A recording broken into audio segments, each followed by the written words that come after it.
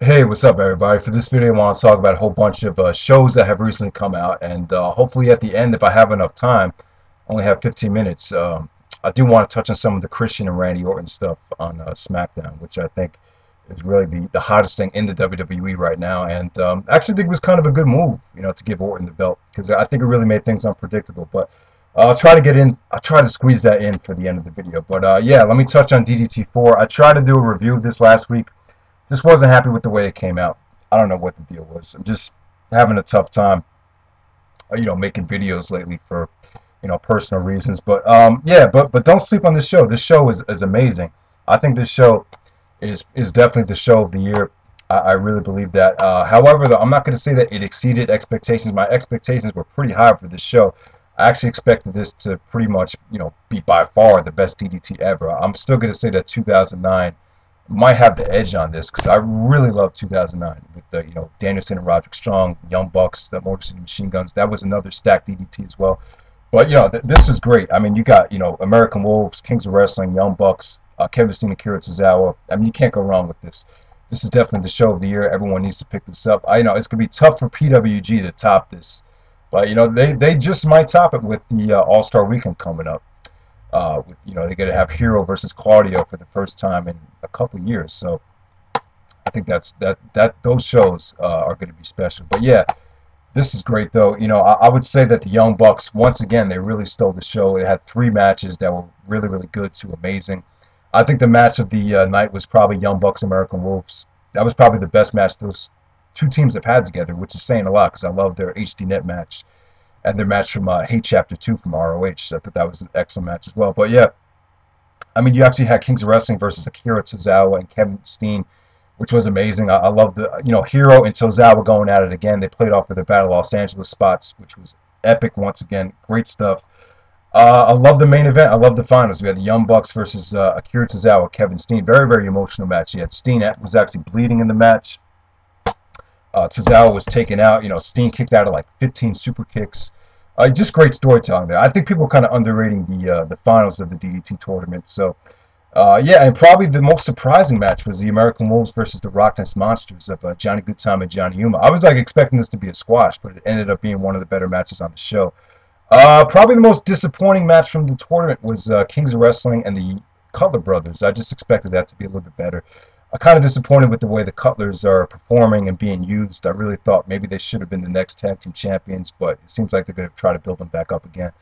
Yeah, so I'm very happy the Young Bucks, the new PWG champions. I really think it's a smart move. I really feel like the Young Bucks, they're what makes PWG go. I mean, whether you love them or not, they're, the most valuable players in PWG by far. I think they sell DVDs. They can put on great main events. So I'm happy with that. So yeah, DDT4, excellent show. The show of the year by far, in my opinion. All right, next up, I want to talk about ROH World's Greatest from Dayton, Ohio. Usually Dayton shows aren't really, must see, but I thought this was actually almost a great show. Actually, I mean, we have a great main event, excellent main event. Probably one of the best six-man tags that Ring of Honor's ever done. Not including Dragon Gate talent. Just excellent stuff. We had Shelton Benjamin, Charlie Haas, and Davey Richards taking on the Kings of Wrestling and Roderick Strong, the ROH World Champion at that time. And, what can I say? Just an excellent, fun house show main event, but it didn't have a house show feel to it. Excellent crowd, tremendous hot tags. This got time. It came down to, it was a point in the match when, Kings and the World's Greatest Tag Team went back to the locker room. And it came down to Davey and Roderick, just vintage stuff between Davey and Roderick. If you're a big fan of Davey and Roderick, I'm sure you'll love, the ending to this match. Like I said, the hot tags were great. I just had a lot of fun with it. Some people might knock the psychology of the match, but whatever, man. I still have fun with it. I thought it was a 4.25-star match. So, yeah, great main event. Also on this show, I mean, pretty much the only other match that's worth checking out is Kenny King and Eddie Edwards. Both of these guys are on the verge of, just breaking out. Eddie is hot right now. He's on the verge of becoming the ROH World Champion at the time. And Kenny King is on the verge of becoming, this huge babyface, charismatic babyface. And put these two guys together and you just got, a really solid match. I really loved it. I thought this was almost great. It's like a soft 4 stars, maybe a high 3 3/4. A lot better than I expected. So, Definitely check that match out. Also, Homicide versus El Generico. Probably the worst El Generico match in a very, very long time. I just was not impressed by it. Christopher Daniels and Michael Elgin, pretty good stuff. If you've seen their match from WrestleMania weekend, pretty much the same kind of match. They really set up the Christopher Daniels and House of Truth thing with El Generico coming out. It really kind of foreshadows Daniels turning on El Generico in the future. I thought that was good storyline progression. And then, the opener was very, very solid as well. Jay Briscoe versus Kyle O'Reilly. You can't lose with that as the opener. So, yeah, definitely check out World's Greatest. My rating of the show, like a 7.5, 7.75. I think that's a fair rating. All right, so I just want to touch on the 9th anniversary show. It's out on DVD. In retrospect, I think too many people kind of crapped on this show. People were kind of acting like this was like a TNA show or whatever. I don't know what people were expecting, to tell you the truth. I mean, I really thought, this show definitely delivered. I mean, I think, if you want to knock it for one thing, I could see you knocking it for the Homicide match with Roderick Strong. But, eventually you knew Homicide was going to have a title shot coming up. So, it was the only weak part on the show, and it was still really not that bad. I thought everything pretty much delivered. It was a very, very well-rounded card. You had a really solid opener and Davey Richards and Colt Cabana. You had a very strong, tag team title match, Kings of Wrestling and All Night Express. I thought Eddie Edwards and Christopher Daniels was match of the night. I thought it was excellent. I thought it was marvelous. I really think, years down the road, we'll look back to that match as, Eddie Edwards' breakout match, the match where we really believe, he could become the ROH World Champion. And that was the best match Edwards and Daniels have had so far, in my opinion. Just excellent stuff there. And I thought the main event delivered. It wasn't amazing, but I thought it was really a dream main event that really delivered for what it was. Briscoes versus Charlie Haas and Shelton Benjamin, the world's greatest tag team. So yeah, 9th anniversary show. If you haven't seen it yet, definitely pick up the DVD. Also, we have CZW Best of the Best 10. People are hailing this as the show of the year.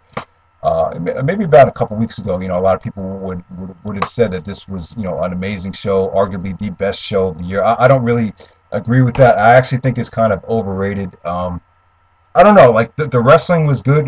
They brought in so much talent for the show. It's kind of like a mixture of Evolve, CZW, Chikara, WXW, and some Big Japan, all mixed into one show, which was a nice combination. It was a refreshing show. I enjoyed watching it, but I didn't enjoy it to the point where I thought it was amazing. The wrestling was good. Don't get me wrong. Like, the star ratings might imply that this is an amazing show, but it just didn't come off, like it was an amazing show, if you know what I'm trying to say. Like, I'll say this, the Danny Havoc and Jun Kasai match, we had this huge, death match right before the finals of the tournament. I thought it was, an amazing effort. Both guys went through hell.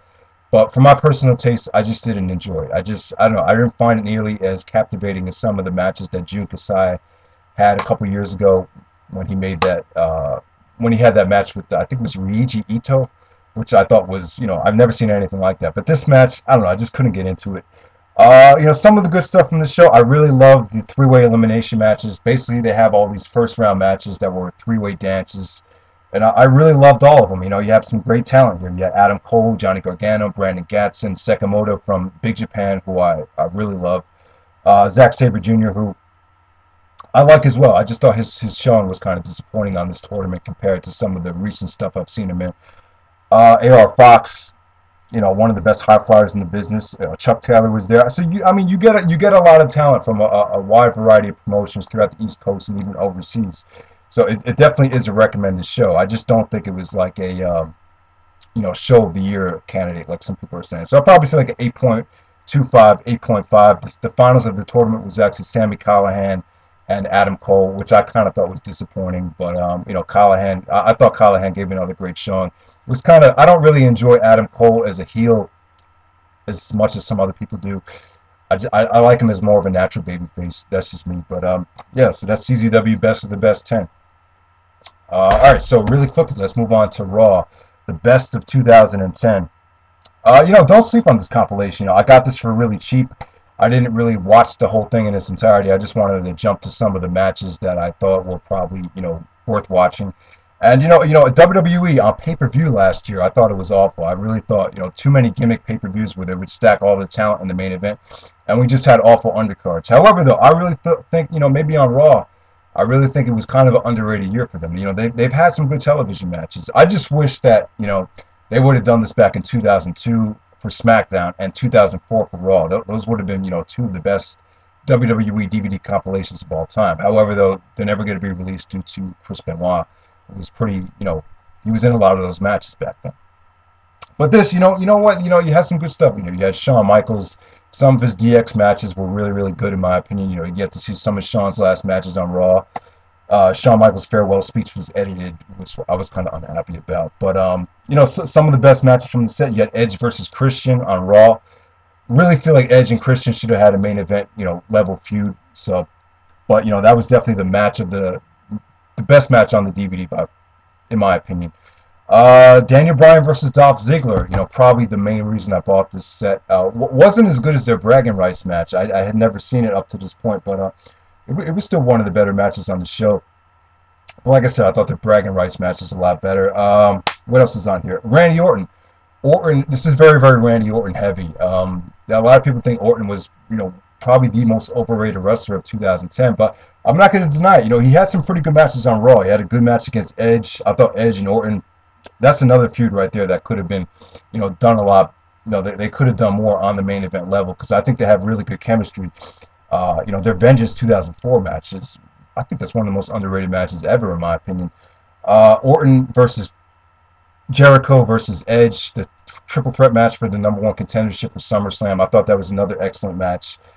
Some of the matches that Sheamus and John Morrison had were pretty good, you know. So overall, you know, some really good stuff in here. A lot of good, you know, once the WWE filtered out all the crap, you know, they actually had a pretty good year as far as, you know, solid wrestling matches. So I didn't watch the whole thing. I just checked out some of the matches. So in the description, you can see some of the matches that I rated. So I guess that's pretty much it for DVDs. Now, really quickly, let me just touch on the whole Randy Orton and Christian situation. You know, I think it's great, actually. You know, I mean, I was kind of disappointed that Christian lost the belt so soon. I was hoping that maybe he would get a long title reign.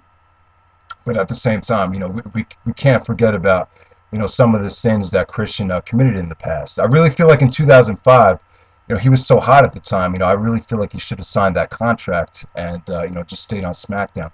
You know, SmackDown was kind of loaded at the time. You had, you know, Taker, Eddie, you know, Angle came, Undertaker was wrestling full-time, I think, at that time. So, you know, I don't know if Christian really would have been, you know, pushed in the main event scene back in 2005 had he signed the contract. But once he went to TNA, we have to keep in mind, you know, he said some bad things about WWE. He kind of compared them to WCW, kind of becoming boring and going down the drain. And I think, like, Vince and some other guys didn't really forget that. So, you know, and yet we haven't. The other thing I think is, you know, Christian really hasn't been elevated at all over the last couple of years. Like, there was really no build-up to him winning the belt. So I kind of think this is a blessing in disguise to a degree. I think it really makes fans want to see Christian win it back. However, though, I'm kind of thinking that, you know, Randy Orton should definitely be the heel in this situation. Orton is such an asshole in real life. You know, I know people are going to knock me for this. I know he's gotten a lot better. He's gotten more mature.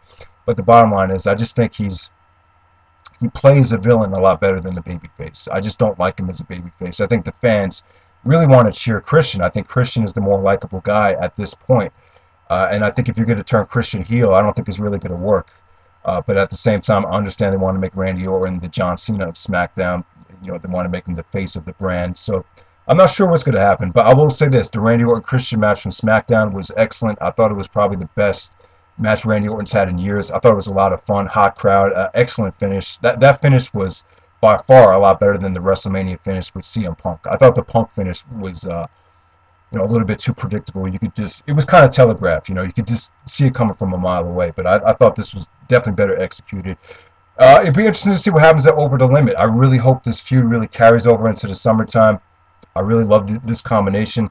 You know, if you've seen some of Randy Orton and Christian's matches in the past, definitely check it out. You know, if you haven't seen it, definitely check out the match they had in 2005. I think it was right before WrestleMania on Raw. Really, really underrated match. I wish I had that match on DVD because it was one of the best finishes I've ever seen. So check it out. Like I said, I hope Christian and Orton continue this feud. I hope, you know, they don't start pushing Mark Henry or, you know, somebody else. But yeah, I think SmackDown right now, I think SmackDown definitely has improved since the draft. they're definitely by far the better, you know, brand right now, especially as far as wrestling goes. You know, you got Daniel Bryan and Sheamus have been having some good matches, and Sin Cara as well. I really enjoyed the Sin Cara and Daniel Bryan match from SmackDown last week. So I guess that's pretty much it. Hopefully I didn't run out of time. Hope you guys enjoyed the video, and take it easy.